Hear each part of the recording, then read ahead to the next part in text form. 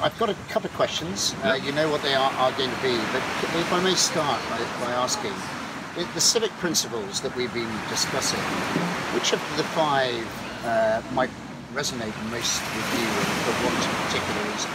Well, firstly, welcome to the office. And it's a real honour, and I feel really privileged that you've asked me. And I thought about it a wee bit on the way here, and for me it's all of the above. And you've got some great, what I call values, but for me trust is about honesty, transparency and gut. And sometimes it's difficult to get the honesty and transparency early in a relationship, so you've got to go to gut feel. So I think all of the things you're talking about make up, you know, I can't be honest with you if I don't have clear communication. You won't trust me unless I've got the interest of others. You know, I think if you don't have a social conscience and want to add value to society, you know, you probably won't trust me. Integrity, you know, I mean, one of the pillars for me of anyone who I'd like to trust. And then obviously competence and skills would come at the end, because that possibly would be the last thing I'd be worried about you, because if I trust you, then your competency we can think about later. That's super. It's a really good answer, and I love the bridge you put up. Gut often is required, that sense of instinct that goes with it. Can I take you maybe to the second layer? As I said, we've encouraged a series of leaders of tomorrow to come up with some observations. Are there any one of these in particular that give you particular resonance?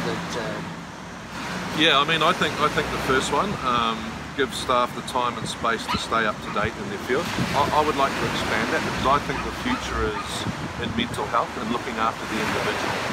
And I think if you don't actually care about where you are, not physically, but mentally and in a wellness space, then I don't think productivity moving forward is going to be something you should look at. So for me, giving real genuine time to your people and caring about them. You don't have to get involved in their life, but if you are delivering a program that says, I actually really care, then I think you'll get back tenfold in productivity. I don't believe in work-life balance, I believe in life.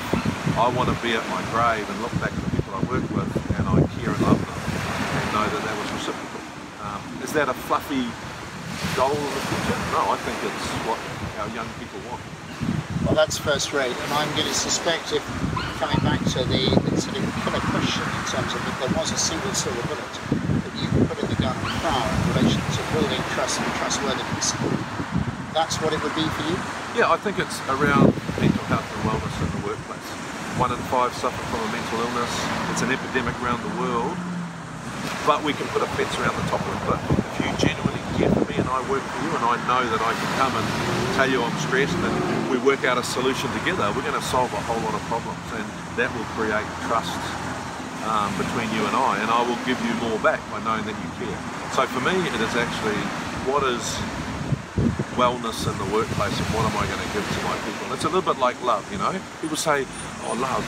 And I go, well, love is conditional, but leadership is unconditional. So if you want to be a great leader in the future, condition with me and my wife, we've got a deal, we've got a marriage, but love for my kids is unconditional. You know, they get away with a whole lot more than, and that's what I think leadership is for the future, is unconditional giving to your people genuinely around their whole well-being. If you do that, you'll get back in spades, but you can't expect anything back, because that's where the trust comes.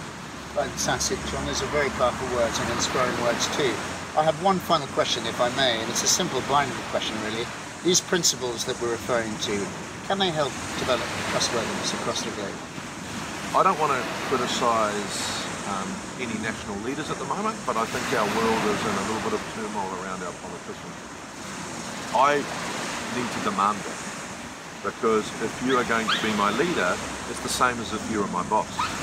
So your title doesn't change the trust that I would have in you, and your title shouldn't change your transparency, you know, to me. So I think it is fundamental, if politicians are going to get back to the respect that they want and deserve, then that is fundamental in what we're doing moving forward. And I think we're seeing some interesting leaders in the world at the moment that might challenge some of the things we talk about.